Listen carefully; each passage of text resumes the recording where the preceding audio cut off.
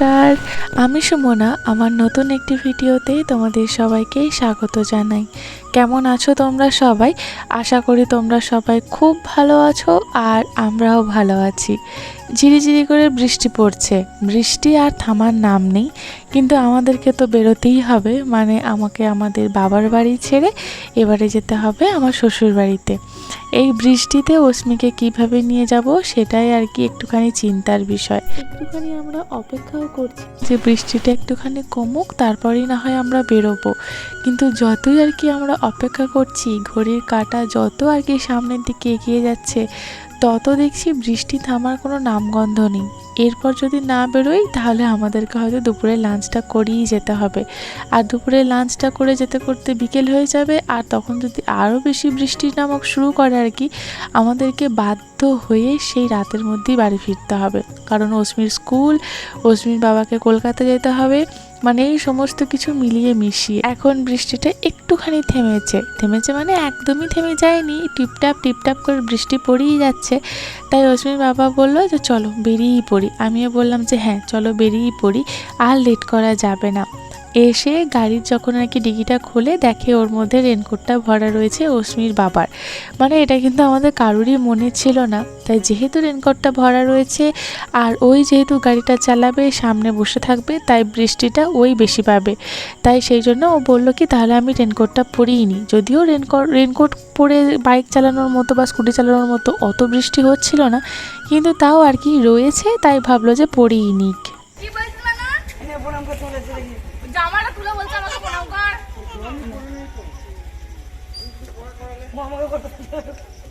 এটা আমি কেন আমাকে প্রণাম করতে নেই দেখি আমি প্রণাম করি। আমি প্রণাম করি। ও করছে তো কি আমাকে ওকে করতে হবে। জামাটা এমনি তুলে বলছে আমাকে প্রণাম না কর। ও তো আমাকে বলেছে আমার দিদি না। হ্যাঁ ওকে প্রণাম করো, সরে যাও। তাকে প্রণাম করো। না কি করবি না ছেলে নিয়ে বেরোবি। ওর মাথাটা ঠিক কি করছে?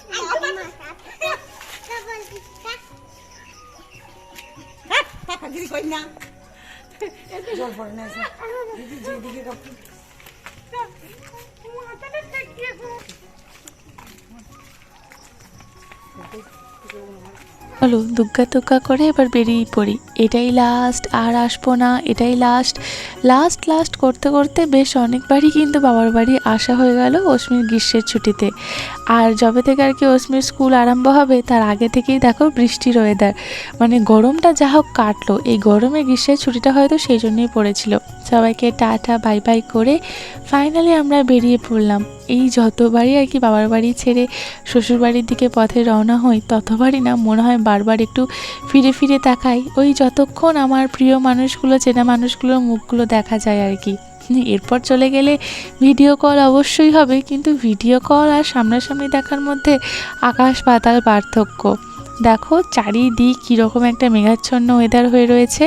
গতকালকের ভিডিও তোমরা যারা দেখেছো তখন তোমরা দেখিয়েছো কত সুন্দর পরিষ্কার আকাশ ছিল। হ্যাঁ হালকা মেঘ ছিল, কিন্তু এইরকম মানে প্রকৃতি যে কি বলে না, ক্ষণে রূপ বদলায়, সেরকম আর কি।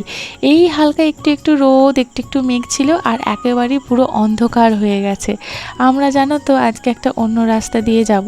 যে রাস্তাটা দিয়ে যাচ্ছি এর আগে তোমাদেরকে কখনোই আর কি সেই রাস্তাটা দেখানো হয়নি, কারণ এই রাস্তাটা জাস্ট এই কয়েক মাসই আর কি হয়েছে। এই রাস্তাটা আগে মাটির রাস্তা ছিল। হ্যাঁ কয়েক মাস আগেও এই রাস্তাটা মানে ওই লাল কাঁকড় মাটির রাস্তা ছিল, এমনি নরম মাটির রাস্তা ছিল, যেমন মাটির রাস্তা হয় সেই রকম ছিল। এখন রিসেন্ট এই রাস্তাটা এরকম ঢালাই রাস্তা হয়েছে। বেশ অনেকটা জায়গা, মানে বেশ অনেকটা রাস্তা আর কি এরকম ঢালাই রাস্তা হয়েছে। জানো তো এই হলো আমাদের খাল, আর এখানেতেই না আর কয়েকদিন পর বান আসবে। জানো চারিদিক এই যে এত প্রকৃতি দেখতে পাচ্ছ, সবুজ, তখন আর কিছুদিন পরই একদম সব কিছু জমি চাষাবাদ শুরু হয়ে যাবে এবং বান আসবে, চারিদিকে জলমগ্ন, কত কিছুই না হবে। তো এটাই মনে হয় আমার লাস্ট যে আমি এইভাবে আর কি এই রাস্তা দিয়ে যাচ্ছি, আর মাঠগুলোর এরকম রূপ শুধু সবুজ রয়েছে, কারণ এরপর তো আর কি আমন ধানের চাষ শুরু হয়ে যাবে। এই রাস্তাটা দুটো গ্রামের মাঝখানের রাস্তা, মানে বিশাল বড় একটা প্রকাণ্ড মাঠ বলে, তো সেই মাঠের মাঝখান দিয়ে রাস্তায় না আছে কোনো বাড়ি, না আছে কোনো ঘর, কোনো কিছুই নেই। আর ঠিক সেই সময়তেই ঝমঝমিয়ে বৃষ্টি আরম্ভ হয়ে গেছিলো জানো তো। অশ্মির বাবাকে বলছিলাম তাড়াতাড়ি চলো, অন্তত আমাদের গ্রাম পেরিয়ে এই ফাঁকা মাঠটা পেরিয়ে একটা গ্রাম পড়বে ডোঙ্গালন, তো সেখানে গিয়ে আর কি কোনো একটা বাড়ি টাড়ি বা পাওয়া যাবে যদি খুব বেশি জোরের বৃষ্টিটা হয়। তো সেরকম আর বৃষ্টিটা হয়নি। এই দেখো অশ্মির স্কুলের বাস, এখানে অশ্মির বাবা গাড়িতে আর কি তেল ভরবে, তো তেল ভরার জন্যই আর কি এই রাস্তাটা দিয়ে আসা। তো তখনই দেখি এরকম পেট্রোল পাম্পেতে অশ্মির স্কুল বাসটা আর কি এখানেতে পার্ক করা রয়েছে। তখনই বললাম মানা কাল থেকে স্কুল এই বাসটাই করি, তুমি যাবে। আমরা যেমন অশ্মির স্কুলের জন্য সমস্ত কিছু রেডি হচ্ছি, আর সেরকম আর কি স্কুলও তার প্রিপারেশন নিতে শুরু করে দিয়েছে। 1 মাস তো বাসগুলো বসেছিল, এবারে তাদের ঝাড়াই মোছাই, তাদেরকে খাওয়ানো, মানে তেল ভরানো, এই সমস্ত কিছু আর কি করছে। যাই হোক চলো আমরা চলেই এসেছি এই যে মাঠটা, এই মাঠটা পেরিয়ে যাওয়ার পরেই আমার শ্বশুরবাড়ি গ্রাম। বাড়ি ফিরে গেছি। কি ওয়েদার, মানে বাড়ি থেকে যখন বেরোলাম তখন টিপ টিপ করে বৃষ্টি পড়ছিল, অতটা বেশি বৃষ্টি পড়েনি।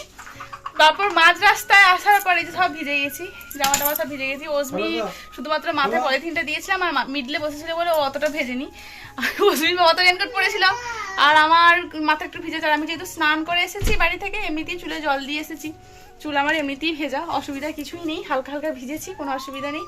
মাঝ রাস্তায় বৃষ্টি পেলাম, ভিজলাম, তারপর আবার বাড়ি যখন ফিরছি তখন আর এক ফোঁটাও বৃষ্টি নেই, মানে শুধুমাত্র রাস্তাতে একটুখানি জল পেয়েছি। চলো এবার ড্রেসটা চেঞ্জ করে রান্না টান্না করতে হবে। এখন ঘড়িতে বাজছে সকাল 10:30, আর আসতে না আসতেই কত কিছু যে খাবার বায়না। যে দোকান থেকে মানে আসার কাল থেকে যেহেতু অশ্মির স্কুল স্টার্ট হচ্ছে, তো আঠা মানে এটা ওটা নিতে হলো টুকটাক, ও টিফিন এটা ওটা বানাতে হবে। স্ক্রাবার শেষ হয়ে গেছিলো, তারপরে ডিটারজেন্ট শেষ হয়ে গেছিলো, বিস্কুট শেষ হয়ে গেছিলো, তো সেই সমস্ত কিছু নিচ্ছিলাম। আর সেখান থেকে এই যে ডেয়ারি মিল্ক চকলেট যে দোকান থেকে নিয়েছি, টাকা নেয়নি, ওকে আর চকলেট দিয়েছি ফ্রিতে। আমরা নিচ্ছিলাম যে ডেয়ারি মিল্ক খাবে বলছিল অশ্মি, তো আমি নিচ্ছিলাম, তো তখন বললো যা না আর টাকা দিতে হবে না। তো যাই হোক টাকা যেহেতু নেয়নি তো উনিই আর কি দিয়েছেন ওনাকে চকলেট। তারপরে কন্ডিশনার শেষ হয়ে গেছিলো, কন্ডিশনার নিচ্ছিলাম, সেখান থেকে আবার নিয়েছে। না আমার এখানে সেই কলকাতা থেকে যে ইয়েটা নিলাম না, ওর মধ্যে রেখে দেবো। কলকাতা থেকে যেটা চশমা রাখার নিলাম না, ওটাতে রেখে দেবো, বুঝতে পেরেছো? এবার ওর রাখা যাবে আমার, আর আমারটাতে তো এমনি একটা আছে এর কভার চশমা রাখা। তো সেখান থেকে আবার একটা কন্ডিশনার নিলাম, সেখান থেকে আবার নিয়েছে একটা কিন্ডার জয়। কেমন হলো আমার বাড়ি? ভালো তো? কাল থেকে স্কুল, কাল থেকে স্কুল যাবে, স্কুল যাবে। বেডশিটটা চেঞ্জ করতে হবে। হ্যাঁ স্কুল যাবে না, যেতেই হবে।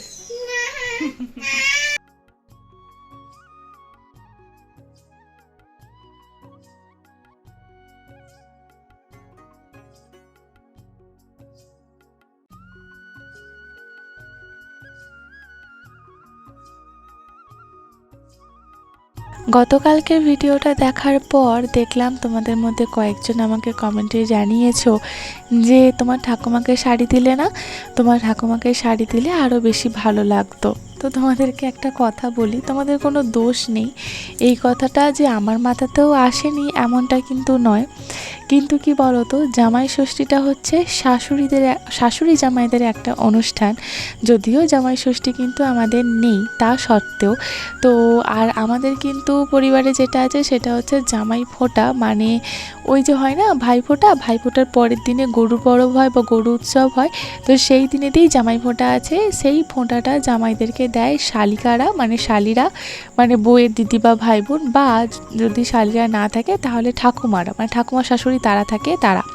তো সেহেতু এই জামাই ষষ্ঠীটা শুধুমাত্র শাশুড়িদের জন্য, তাই আমি দুজন শাশুড়ি মাকে আর কি একটু সারপ্রাইজ দিতে চেয়েছিলাম। আর তাছাড়া আর একটা কথা, তোমাদের সাথে হয়তো আমি সেভাবে কোনোদিনই শেয়ার করিনি, আমি চেষ্টা করি প্রত্যেক বছর না হলেও 1 বছর বা 2 বছর অন্তর অন্তর যদি আমি আমার বাড়িতে কোনো জামা কাপড় কোনো কিছু দিই, পুজোতেই বলো বা যখনই বলো, সবার প্রথম কিন্তু লিস্টে আমার ঠাকুমাই থাকে। তার কারণ আমার ঠাকুমার বয়স হয়েছে, এটা আমার থেকে ভালো কে বুঝবে বলো। আর তারপর থাকে আমার ভাই। তাই ভাইকে আর আমার ঠাকুমাকে এর আগে আমি বহুবার জামা কাপড় দিয়েছি, কিন্তু কাকিমাকে আর মাকে খুব কম বারই আর কি দেওয়া হয়েছে। কারণ বুঝতেই পারছো তারাও নিতে চায় না, আর সবাইকে একসাথে আমার পক্ষে দেওয়া সম্ভবও হয়ে ওঠে না। তাই সবার প্রথমে প্রায়োরিটি থাকে কিন্তু আমার ঠাকুমা এবং আমার ভাইয়ের। তোমাদের দোষ নেই, এই কারণেই বললাম, কারণ তোমাদেরকে দেখানো হয়নি বা তোমাদের সাথে শেয়ার করা হয়ে ওঠেনি। আসলে সংসারটাকে খুব ভালোবেসে বাঁচাতে চেয়েছিলাম, তাই চেষ্টা করতাম যাতে ছোট ছোট জিনিসও যাতে কারোর মনোমালিন্য না হয় বা মনক্ষুণ্ণ না হয়, অশান্তি যাতে পরিবারে না হয়। কিন্তু এখন তো আর সেরকম কোনো কিছু নেই, বহু চেষ্টা করেও আমি সংসারটাকে বাঁচিয়ে রাখতে পারিনি। এটা আমার ব্যর্থতা বলো বা যাই বলো না কেন। তো যেহেতু এখন আর সেই ব্যাপারটা নেই, তাই তোমাদের সাথে শেয়ার করলাম যে এর আগে আমি আমার ঠাকুমাকে শাড়ি কিনে দিয়েছি, কিন্তু খুব কম বারই হয়েছে যে আমি আমার মা কাকিমাকে দিয়েছি। তাই যেহেতু জামাই ষষ্ঠী, তো সেহেতু আমি আমার মা কাকিমাকেই দিয়েছি। আর সামনে তো পুজো আসছে, কোনো অসুবিধা কোনো কিছু নেই। তো যাই হোক, আশা করি তোমাদেরকে আমি বোঝাতে পেরেছি। তো আশা করি তোমরা বুঝতে পেরেছো। যাই হোক, তোমাদের সাথে কথা বলতে বলতে দেখো আমার ঘরটা গোছানো হয়ে গেছে। বিছানার চাদরটা কিন্তু টান টান থাকলে না বিছানাটা যেমন দেখতে সুন্দর লাগে আর ঘরটাও সুন্দর লাগে, কারণ ঘরটার ম্যাক্সিমাম অংশ জুড়েই তো বিছানাটা থাকে। কিন্তু আমি জানি এই জিনিসটা বেশিক্ষণ থাকবে না, আমার দুরন্ত বাচ্চা চলে আসবে আর সে সব কিছু লুটপালট করে দেবে। তো সে তো করবেই, সে তো বাচ্চাও থাকবেই, কিন্তু একদিন আমার বিছানার চাদর টান টান থাকবে, তখন এই ছোট্ট মানুষটা বড় হয়ে যাবে, সে আর বিছানার চাদর আমার ঘাটাঘাটি করবে না। তো সেই জন্য বিছানা ঘাটা বা বিছানা অপরিষ্কার করার জন্য বা ঘর অপরিষ্কার করার জন্য আমি অস্মিকে কোনো দিন আজ পর্যন্ত বকিনি, কারণ আমি জানি ও বড় হয়ে যাওয়ার পর ঠিক হয়ে যাবে। আমরা কি করব বা আমরা কি করি, বরঞ্চ আমরা গুছিয়ে রাখি। তো এটা একটা বয়স নিজেকে সব এক্সপ্লোর করার, নতুন নতুন জিনিস এক্সপ্লোর করা। তো যেগুলো আমার বাড়ন্ত বাচ্চার যেগুলো অ্যাক্টিভিটি, যেগুলো করলে ও সুস্থ থাকবে বা ওর গ্রোথটাকে আমি ভালোভাবে বুঝতে পারবো, তো সেগুলোতে আমি কখনোই ওকে মানা করি না। হ্যাঁ, যখন দুষ্টুমি করে, যেগুলোতে ক্ষতি হবে, বিছানায় জল ঢেলে দেওয়া বা বেডশিটে তোমার কাঁচি করে কেটে দেওয়া, ব্লেডে করে কেটে দেওয়া, এই সমস্ত জিনিসগুলোতে আমি খুব বকাবকি করি। কিন্তু যেগুলো এই নষ্ট করা ছাড়া মানে অগোছালো করা, তো সেই সমস্ত কিছুতে আমি কোনো দিনই ওকে বকাবকি করি না। তোমাদের দাদাভাই গেছে রান্নার কাজে। তোমাদের দাদাভাইকে আমি বলেছি তুমি রান্নাঘর সামলাও আর এদিকে ঘরটা আমি গুছিয়ে নিই, কারণ ও রান্নাঘরটা মোটামুটি সামলাতেও পারবে, ঘরটাও গোছাতে পারবে না, ঘরটা আমাকেই গোছাতে হবে। আর যে জামা কাপড়গুলো আমি দেখলে গুছিয়ে রাখলাম, সেগুলো কিন্তু গতকালের সকালবেলায় আমি ওয়াশ করে মিলে দিয়ে গিয়েছিলাম আমাদের সিঁড়ির নিচে যে শেডটা থাকে, তো সেখানে মিলে দিয়ে গিয়েছিলাম। আসার পর সমস্ত জামা কাপড়গুলো তুলে নিয়ে এসে সেগুলোকে ভাঁজ করে শোকেসে গুছিয়ে রাখলাম। আর কিছু কিছু জামা কাপড় ছিল, সেগুলো একটুখানি ওয়াশ করে নিয়ে এলাম, কারণ যেহেতু বৃষ্টিতে সব কিছু ভিজে গেছে, তো সেগুলোকে তো আর রাখা চলবে না। তোমাদের দাদাভাই কিন্তু ভাতটা বসিয়ে দিয়েছিল, যদিও ভাতের চাল আলু সব কিছুই আমি মাপ করে দিয়েছিলাম। ও চাল ধুয়ে, হাঁড়িটা ধুয়ে ভাতটা বসিয়ে দিয়েছিল। ভাতটা বসিয়ে দেওয়ার পর এখানে সজনে শাকগুলো বেছে দিচ্ছে আমাকে। যদিও আমার ফ্রিজেতে শাক রয়েছে, পুনকো শাক, কলমি শাক রয়েছে, কিন্তু ওনার ইচ্ছা হয়েছে উনি আজকে সজনে শাক খাবেন। কিন্তু এই সজনে শাক একটা একটা করে বাছা ছাড়ানো ভীষণ টাইম টেকিংয়ের একটা ব্যাপার, কিন্তু আমার হাতে অত টাইম নেই। তাই তোমাদের দাদাভাইকে বললাম তুমি যদি বেছে দাও তবেই আমি করতে পারবো, না হলে আমার পক্ষে সম্ভব নয়। তাই সে বেছে দিচ্ছিল। এর আগে কিন্তু আমাকে মোচাও ছাড়িয়ে দিয়েছে, জানো তো। আমাদেরই গাছে, মানে আমাদেরই বাড়িতে কাঁচকলার গাছ আছে, তোমরা দেখেছো, তো সেখানে মোচা হয়েছিল। অর্ধেকটা আমার শাশুড়ি মা করেছেন আগে, আর অর্ধেকটা আমাকে দিয়েছিলেন। তো সেই অর্ধেকটা আমি ফ্রিজে রেখে দিয়েছিলাম অশ্মির বাবার জন্য, যে অশ্মির বাবা এলে আমি তখন আর কি একসাথে করবো, আর কি একসাথে খাওয়া দাওয়া হবে। কারণ এই সমস্ত জিনিসগুলো তো ও আর ওখানে তো ছাড়িয়ে রান্না করে খাবে না, এটা একটা ছেলের পক্ষে করা সম্ভব নয়। তাই এত তাড়াহুড়োর মধ্যেও তোমাদের দাদাভাই বলছিল যে শুধুমাত্র ডাল, আলু সিদ্ধ, ভাত এরকমই করো, কিন্তু আমি দেখলাম যে ও চলে যাবে সকালবেলা হলি, আর মোচাটা অতদিন থাকবে না যে সামনের সপ্তাহ পর্যন্ত রেখে দেবো। তাই ভাবলাম এত তাড়াতাড়ির মধ্যে তুমি যদি ছাড়িয়ে দাও তবে আমি মোচাটা রান্না করব। তাই আর কি মোচাটার আজকে একটুখানি ডাল করব সেটাই ভেবেছি। একদিকে ও সজনে শাক ছাড়িয়ে যাচ্ছে, আর একদিকে কিন্তু মোচা ছাড়িয়ে রেখেছিল, সেগুলো টুকটুক করে আমি কেটে নিয়ে বেছে নিয়ে ধুয়ে নিয়ে আর কি আমি চাপিয়ে দেবো। ও হাতে হাতে হেল্প করে দিয়েছিল বলেই আমি এত তাড়াতাড়ি সব কিছু কাজ সামলাতে পেরেছিলাম, নাহলে তো সম্ভবই হতো না। অল্প একটুখানি মোচাই ছাড়িয়েছি, কারণ সবটা ছাড়ানোর মতো সময় হয়নি। ওসমি নিয়ে দৌড়ে দৌড়ে চলে যাচ্ছিল জানো, সেই জন্য আর কি আরও বেশি তাড়াহুড়ো হচ্ছিল। অল্প মোচা আর দুটো মাত্র আলু দিয়েছিলাম, আর এই যে মুসুরির ডাল, তো এগুলোকে সব কিছু ধুয়ে পরিষ্কার করে নিয়ে এসে, আর মোচার জল তো আমি একটুও ফেলি না, সে তো তোমরা জানোই, আর ডালগুলো ফেলার দরকারও হয় না। তো সব কিছু প্রেশার কুকারের মধ্যে দিয়ে সামান্য একটু নুন দিয়ে ঢাকা চাপা দিয়ে এটাকে সিদ্ধ করতে বসিয়ে দেবো। আর অস্মির বাবা কিন্তু এখনও সজনে শাক ছাড়িয়ে যাচ্ছে। দেখো আমার এই ছোট্ট বাঁশের পেতেটা, সেই পেতেটা প্রায় ভরে গেছে। আমি ওকে বলছি আর দিও না, আর দিও না, কে এত শাক খাবে। সজনে শাক কিন্তু খুব একটা বেশি কমে যায় না, কিন্তু কে কার কথা শুনে বলে কিনা আমি খাবো। ঠিক আছে, সেটা শোনার পর আমার আর কী বার বলার থাকতে পারে। এটা হলো আমাদের বাড়ির খাজা কাঁঠাল। আমাদের বাইরের যে দুটো বাথরুম রয়েছে, তো সেখানে ঘাটের পাশে একটা কাঁঠাল গাছ আছে, তোমরা হয়তো খেয়াল করলে দেখে থাকবে। তো সেই গাছের কাঁঠাল, খাজা কাঁঠাল হয় প্রত্যেক বছর। আর কাঁঠালগুলো এত মিষ্টি আর এত মানে শক্ত শক্ত টাইপের, মানে গলা গলা যে কাঁঠালগুলো হয় সেগুলো কিন্তু নয়, ভীষণ ভালো কাঁঠাল। আসলে এককালীন তোমাদের দাদাভাই ভেবেছিল এই গাছটাকে কেটে ফেলবে, কারণ এই গাছটার জন্য না বাইরে যে দুটো বাথরুম রয়েছে তার ক্ষতি হচ্ছিল। তারপরে ঘাটের সাইডে মানে পুকুরের দিকে যে গার্ডওয়ালটা রয়েছে সেখানের ক্ষতি হচ্ছিল। তখন কিন্তু ফল হতো না।